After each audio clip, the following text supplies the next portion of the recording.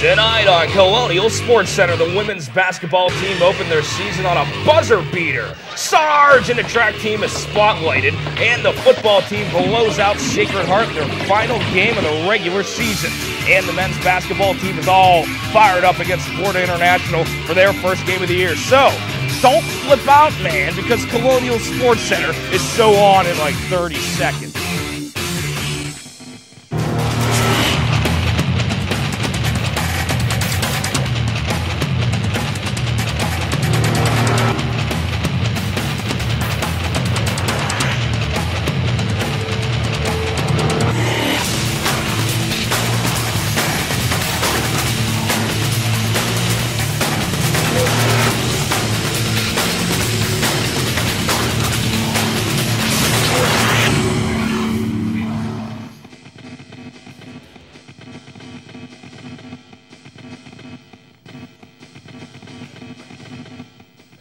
Welcome to Colonial Sports Center.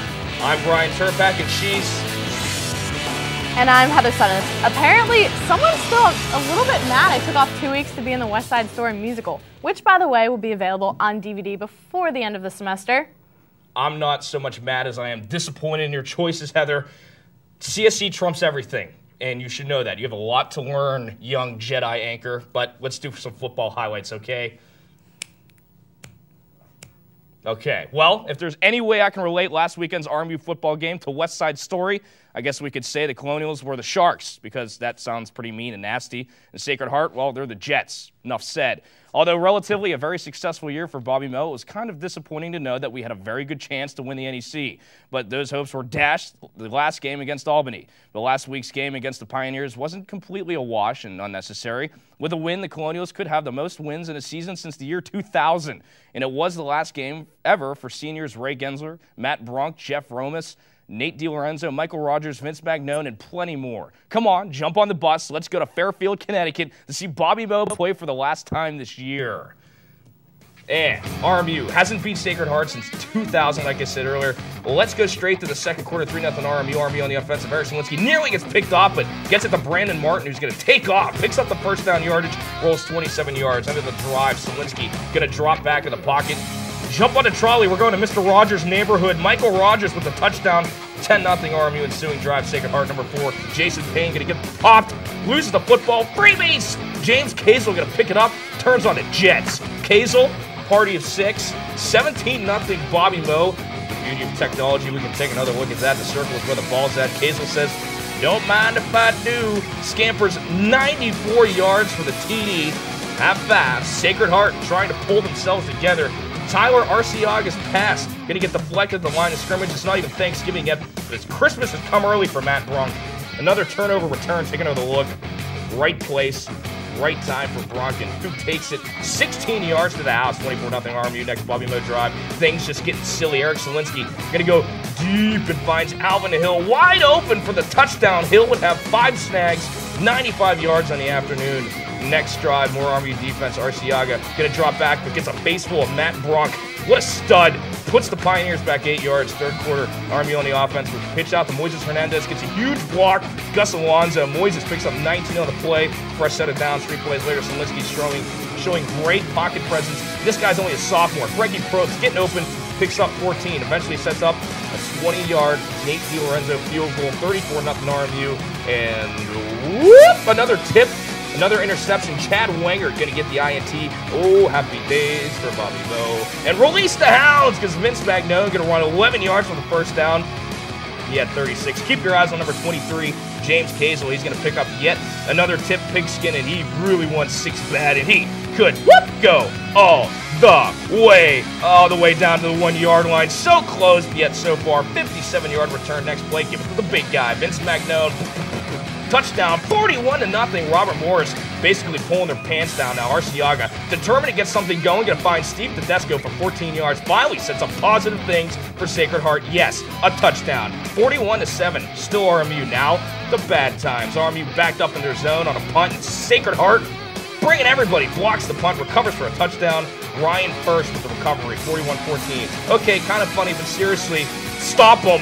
Put on your rally caps, because here comes the Pioneers. Steve Tedesco picking up much-needed yardage, first down. Next play, Arciaga surveys the field, rolls out, flicks one to the sideline. Jason Payne stops the clock by going out of bounds. Another first down, sets up this Arciaga to Steve Tedesco. Beautiful catch, lays out, makes it 41-21, but tick-tick, tick-tick, just too much in little time. RMU gonna roll 41-21 in the last game of the year. At least they ended on a high note for Robert Morris. Eric Zielinski, 20 for 28, 2 touchdowns. Alvin Hill, 95 yards and 1 touchdown. Matt Bronk, 6 tackles and 1.5 sacks. Sacred Heart, Tyler Arciaga, their quarterback, 17 for 33, 3 interceptions. Jason Payne, 79 yards. Steve Tedesco, 85 yards and 1 touchdown. Now on to one of my much-missed high school memories, volleyball. Gladly, we won't be reminiscing about my high school career in spandex, but rather the ladies of the court here at Robert Morris. Nick Lumley was able to get an inside scoop on the preparation these high hitters are taking to be as solid as possible for the NEC tournament this weekend. Nicholas? The volleyball team helps to rebound from a few key injuries as they travel to Long Island this weekend for the NEC tournament. Last weekend, the Lady Colonials were down in 4 games to Wagner. RMU can use that game to prepare for the NEC tourney. Their first-round opponent will be the Wagner Seahawks. We've learned that we're the stronger team, and we just didn't show up that day. This weekend, I'm confident that everybody got used to it, and Wagner, we've seen them. Now we can take care of them. With Cassie Lee and Emily Woltis out for the tournament, the Colonials must rely on others to contribute. Well, we had an incident. It was actually in practice, and 2 of our girls ran into each other and both got serious concussions. Throughout practice, we're just trying new lineups and seeing what works and what doesn't. But the main thing is for this weekend, we're going to have individuals that aren't used to being in the spotlight really shine. The women's team leaves on Friday for the NEC tournament and feels optimistic without their starting 6. People are really doubting us right now, and I really have faith in our team that we can step up, and I think we can win this championship no matter what. The Lady Colonials will play Saturday at 12:30 at Long Island University. For Colonial Sports Center, I'm Nick Lumley. The women's volleyball team will be traveling this weekend for the 2006 NEC volleyball tournament held at Long Island University. At 12:30, the number 3 ranked Colonials take on 6th ranked Wagner. If the ladies come out victorious, they will play again at 6:30 that evening against number 2 ranked St. Francis, PA. The finals will be held on Sunday at 1 p.m. If the women come out on top all 2 preliminary games, they will play either CCSU, Fairleigh Dickinson, or Long Island, depending on who advances in the semifinals. The winner of Sunday's game will claim the conference title. We're taking a quick break, but in the meantime, if you get chills down your spine when you see ice, tons of ice, be sure to grab a blanket because when we come back, say hello to the dominators of the rink. The men's ice hockey team is on fire! I'm a Puerto Rican tomboy. Don't talk to me. Okay, actually I was a jet girl too. I have split personalities, so Gargara used that to his advantage in the show. I'm sure he did, but, you know, wow. Now you're really scaring me because let's just get on the men's highlights, please. All right, we can do that. Well, of course, the season opener for the men's Colonial basketball season shot off on Monday against Florida International with a final score of 96-72.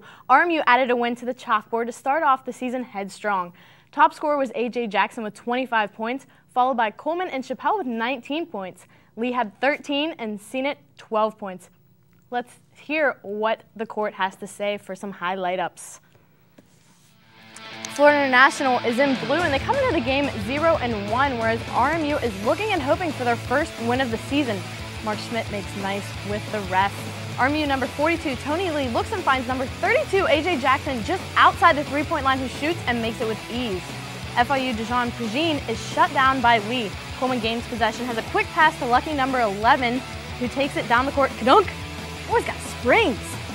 Little pass action by FIU. Number 5, Elvis Laura, shoots for a very high 3 points. Nice fake out and pass to Jackson for a slam over FIU's Galando. Jackson was 55% on shots from the field. Jeremy Chappelle makes his first appearance of the night with a lovely steal, and if that's not enough, gets 2 with a dunk. Chappelle had 4 defensive rebounds that night. Prigine comes down the court and he plays hot potato with number 20, Villegas, and ends up making the icing on the cake for 2. Prigine is 1 and 2 for 3-point attempts. Chappelle goes around, and here we have halftime. Chappelle goes around the inside for the top of the key with a pass to Lee, and that's a money shot for number 42. DeJean finds himself right here, blocked in by RMU's defense. Finds Galando, and at the 3 with nothing but net. FIU looks to be playing monkey in the middle right here till DeJean hits a 3 in Colonial territory. Here Fuller dribbles down the court to DeJean once again, yes, for the bucket. We have nice D by RMU, but things start to slip up for FIU as Villegas decides to hack the ball. His mistake for the wrong sport causes a turnover with the ball now in the back court. Pass to Chappelle, who shoots for what seems a 3, but it comes up a 2 since his foot was straddling the line. Jackson with the pass to Coleman, who lets it rain 3s all over the court. Atta boy. Warm up that bus. FIU finds themselves riding back 0-2 with a final score 96-72. RMU comes out on top in what looks like a very promising season for these guys. Here's some stats for them. Villegas had 13 points, Dejan Prugine 16 points, Alex Galando 5 for 12 and 11 points, Robert Morris, AJ Jackson 10 for 18 with 25 points, Chappelle 19 points, and Colson 4 for 9 with 12 points. Over the weekend, the men's ice hockey team traveled to Bemidji State to face off against the CHA preseason favorites to take it all. The Colonials dove on the Beavers in the Friday night matchup, winning 3-2 for their first ever win at the John Glass Fieldhouse. Aaron Clark had 3 points in the night with a goal and 2 assists. Jason Towsley and Doug Connolly had the other 2 goals. Saturday night, Bobby Moe, well, they didn't fare so well. The Beavers chewed right through the Army defense, downing the mighty ship Colonial 3-0. Goaltender Joe Tusit from Northern Michigan made 33 saves on the night, but it wasn't enough to hold off the strong Beaver attack. Angry Beavers. Well, going to be bored this weekend? Well, not anymore. Bobby Moe is on the ice Friday, Saturday, and Sunday. With more on the matchup against rival Alabama Huntsville down at Neville Island Sports Center, here is CSC correspondent Kelly Burke. After splitting the series this past weekend at Bemidji State, the Colonials at 2-2-0 were ranked second place in the College Hockey America standings. While leading the team in both points with 10 and assists with 7, Aaron Clark became this week's CHA Offensive Player of the Week. RMU is 2 spots ahead in the CHA standings against this week's opponent, Alabama Huntsville, who they'll host this weekend at the Island Sports Center. You can catch the team in action Friday and Saturday at 7:35 or Sunday at 4:05 when they host the U.S. National Under-18 team for an exhibition game. Tending the net for the Colonials has been junior Christian Boucher, who is 3-3 this season with a save percentage of .913. Jason Towsley is currently leading in goals with 4 and has added 1 assist for 5 points. At the RMU Island Sports Center, I'm Kelly Burke. Joining us right now on CSC is our very own hockey analyst, Bill Romango. Joining Bill tonight is hockey's head coach, Derek Schooley, and starting goaltender, Christian Boucher. Bill, take it away. Thank you very much, Brian. And as you said, joining me, Coach Derek Schooley and goaltender Christian Boucher. Guys, thanks a lot for being here tonight. Thank you. We'll start things off. Aaron Clark, Offensive Player of the Week in the CHA. What kind of spark has he been for this team so far? Well, Aaron's a very dynamic player for us, and he had a great weekend, very good offensively, takes the puck to the net, has really been producing a lot for us this year, and that's what we need to get from Aaron. All right. Christian, you guys are off to a little bit of a slow start this year, but you've not had too many games at home.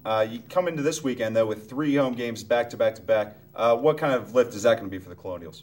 Yeah, we've been on the road for quite a while now, and we've been doing really well. So we hope to get back at home, settle in a little bit. We won our home opener, so it looks good. We want to get our fans behind us. We want to get the people out to the games and cheer us on. And hopefully we become a good team at home and tough to beat. Sure, definitely. And speaking of being on the road, Bemidji State, you guys went out there this past weekend, and very tough opponent on their ice. You hadn't won there before, but you're able to split the series. What does that mean as far as the moxie of this year's team, Coach? Well, we played very well, and we played very well against 2 teams that were picked ahead of us in the league, in Niagara and Bemidji State. And you know, it just should give us some confidence that we can play with anybody, and give us the opportunity to move forward and realize the potential this team has. And we go up and beat Niagara at home, and go to Bemidji, a place we hadn't had success. Sure. Now those are things that we can build on. Definitely. Christian, this weekend on Sunday, you guys are going to play the U.S. National Under-18 team. Is there a little bit of motivation for the college guys to go out there and give it to the youngsters? Maybe a little bit. Obviously, these guys are pretty young compared to us. We're an older team. It's somewhat of a different style of game they play. They're very skilled. as opposed to the college type of game that we play, more defensive. They like to be very offensive. So it should be interesting. We beat them last year, and we'll come out and strong this year again. Yeah, as a more offensive team, is that going to cause any problems for you in net? Like, how's your defense been treating you this year? Because defense is very important to a goalie. Defense is really important, and obviously goaltending and defense go hand in hand. And as you've seen this year, we've been doing a really good job with that. Not only the defense, also the forwards coming back and playing a defensive game. That's what we've been doing since first year. I mean, we consider ourselves a defensive team, and we've been taking care of our own zone very well. Give credit to the defense for that. Yeah, and speaking of the first year, Coach, in the first year you guys started off a new program. You finished last in the conference. Or 2 years ago you finished last in the conference. This year last year you come out, finished fourth, about mid the pack. Maybe this year we're looking to compete for first. What do you think? Well, obviously the goal of our program is to take it up a step every year. Sure. And our job as players and coaches is to try to keep moving up the standings, and we've done a great job.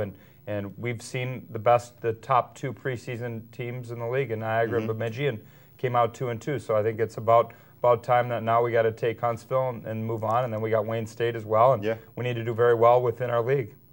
All right, that's good. And continuing on, there's a lot of seniors in the team this year, Christian. What does that do as far as the locker room atmosphere and also helping you guys out on the ice? Yeah, we definitely have a lot of seniors, a lot of juniors. Like I said, we were an older team. This is where the leadership comes in, experience.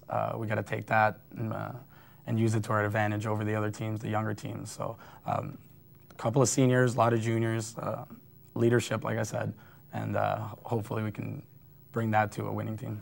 Sure, and now unfortunately we've run out of time. We've got to wrap it up. Just one more quick question. What do you guys think about the new uniforms? I designed our new silver one, so I like them a lot. I like the logo. It's something that we can do, and we plan on wearing them Friday night. We plan on wearing them at Mellon Arena when we play Notre Dame. So it's come out and see our new silver jerseys. All right, Christian. I have nothing but good things to say about it. All my friends and the people around have been loving them. So that's good. I like them a lot too. And so for Colonial Sports Center, I'm Bill Romango. Thanks a lot to the hockey head coach Derek Shuley and goaltender Christian Boucher. Send it back to Brian.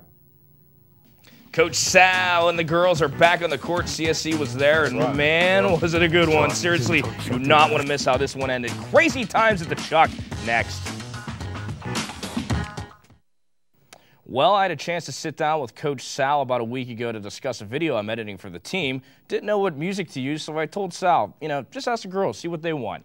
With a smirk, Sal looked at me and said, they can't even agree on where to go to dinner on road trips, let alone agree on music.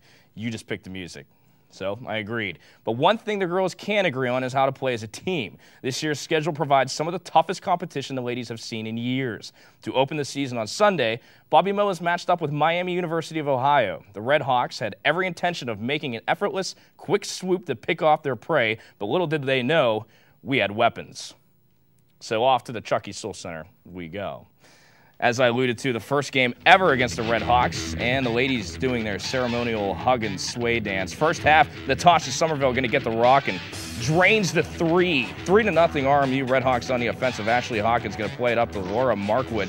He's going to use the backboard for 2, makes it 4-3 Miami. About 2 minutes later, Amanda Jackson going to stop at the key, finds Eve Pyle for the alley-oop.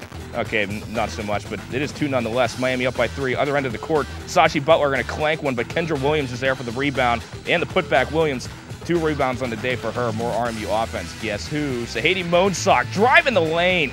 Gets 2. Check this out. Shanada Nesbitt says, give me that, and does the no-look pass to Butler, who's going to lay it in. 13-10 RMU. Second half, Ashley Hawkins picks up the rebound. Going to take it all the way herself. Picks up some style points on Sahedi Moonsock. Red Hawks up by 11. Little defense by RMU. Hawkins going to try to pass it up, but is intercepted by Nesbitt, and she says, whatever you do, I do it better. Takes it all the way and goes behind the back. 21 points for her. Cuts the Red Hawk lead down to 7. Check out the across-the-court passing. Markeisha Smith going to get it to Nesbitt under the basket. Out to Somerville. It's for 2. Rain dance. Looked like it was 3. Somerville had 20 on the day. Red Hawk lead down to 4, but not for long. Hawkins going to get the steal. Takes it the distance for 2. Hawkins had 5 steals on the day, 16 points. She's good. More RMU defense. Princess Austin goes strip Jackson. Nesbitt reaps the benefits and will take it the distance. She said, this one's all mine. 73-79 Redhawks. More Nesbitt gets it from Monsack, and it's time to go back to school. Nesbitt schooling everybody with a little fadeaway. 3:36 to go. Huge play for the Colonials here. Smith going to find Monsack under the net. Monsack going to be fouled by Ashley Hawkins. Her fifth. She gone. 50 seconds left. Keep your eye on Sashi Butler. Going to end up fouling out, and she's going to be gone at a very critical time in the game. All she can do is stand and watch. Redhawks with one foul shot. Going to miss. Clanks off. Bobby Moe calls a timeout. 22.1 seconds left on the clock. Smith going to try to drive it in, but instead going to pass it out to Princess Austin. He's going to take the three. Don't.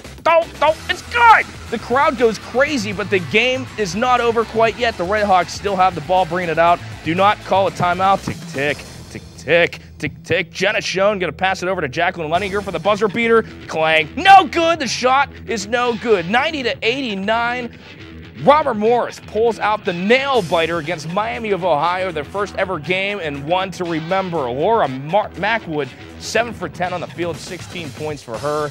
Amanda Jackson, 15 points, 6 steals. Ashley Hawkins, 16 points, fouled out. Robert Morris, now 1-0. Suhadi Monsack, 10 for 13, 24 points. Glad to see her back. Shanana Nesbitt, 21 points, 4 steals. Natasha Somerville, 7 for 14 at 20 points on the day.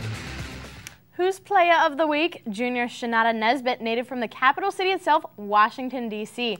Nesbitt is a forward for the women's basketball team who is deemed this title by the Northeast Conference. During Sunday's game against Miami University, Nesbitt helped lead the ladies to a victory by scoring 21 points along with 3 assists. Within those points, she had 9 rebounds and 4 steals. Let me tell you, this girl knows how to ball. This Friday, Nesbitt travels with the team to 5th, 3rd MU Classic, taking on Kent State at 1 p.m. Well, it seems like I'm doing this story every week now. Ladies ice hockey sophomore goaltender Brianne McLaughlin was again named CHA Player of the Week for a second week in a row. This is her 3rd accolade of the year. Last Friday, McLaughlin made 35 saves and a 1-0 loss to Clarkson. 17 of those came just in the second period alone. Can we get her on the show, please? Come on. So I'm sure you all are up to date on what's happening on the court or on the rink, but how about on the track? Snow might be on its way, but that's no worry for the field and track team or track and field team. Who is one man who pushes these guys to the Who's the one guy that pushes these athletes to the limit? Assistant coach Steven Sarajonis. To open up the indoor track season, let's take a peek at what he has to offer the team as they go into the 06-07 year.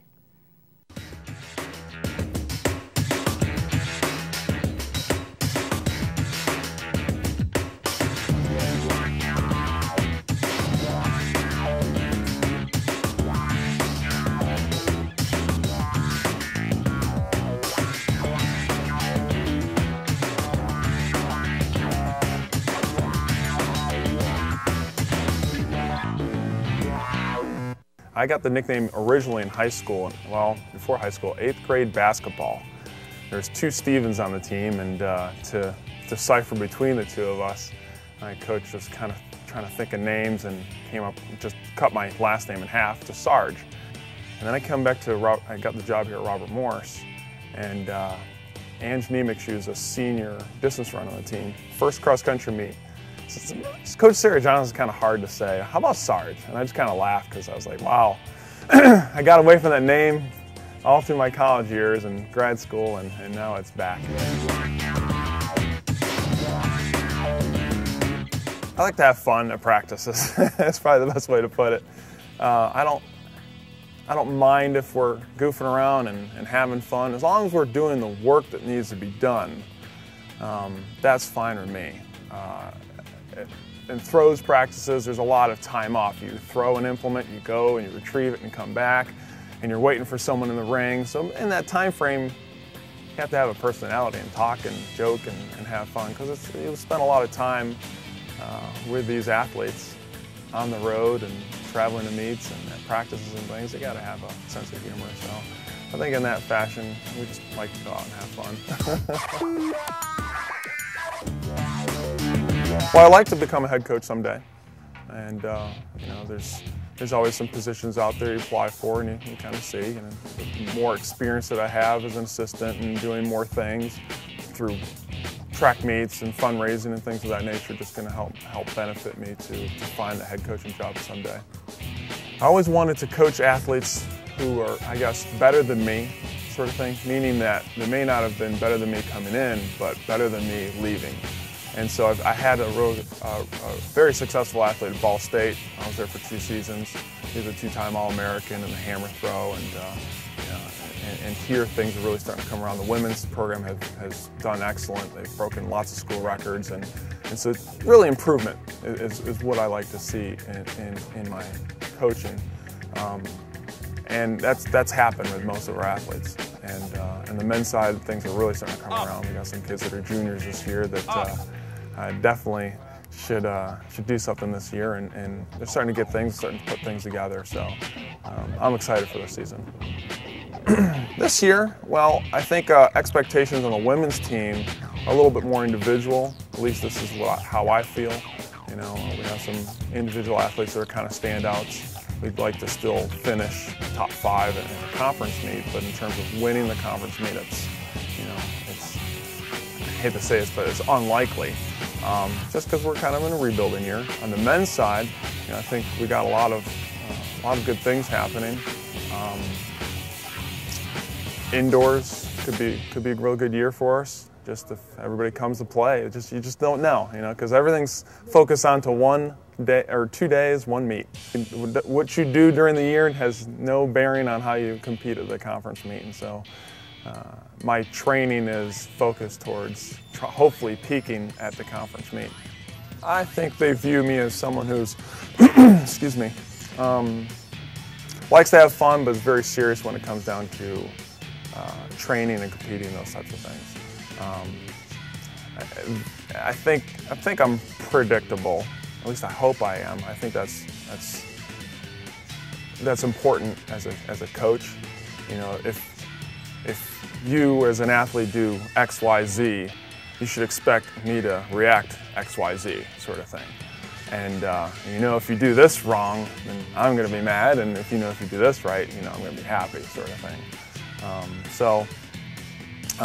What was the original question? How do you think your athletes view me? I'm not sure. I've had to ask them. I never really ask completely how they view me. I just kind of carry things on and act the way I do. I don't know.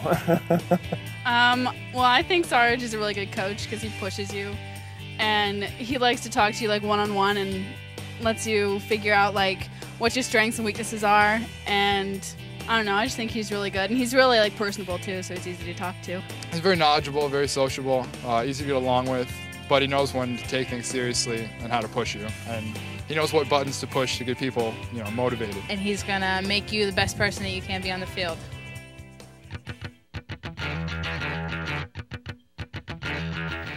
Well, that was a pretty good package. Heather, nice to have you back. I'm really not mad at you, but go get the DVD. It's coming out pretty soon. But anyway, Bill, thanks for being on too. Oh, he's not on camera. Anyway, we're not going to be on next week. Go home, enjoy the turkey, get all, get your pieces of booze, get your sedated, watch the football. From the turkey. From the turkey. That's it for CSC. We'll see you in 2 weeks. Come back. Bye, guys.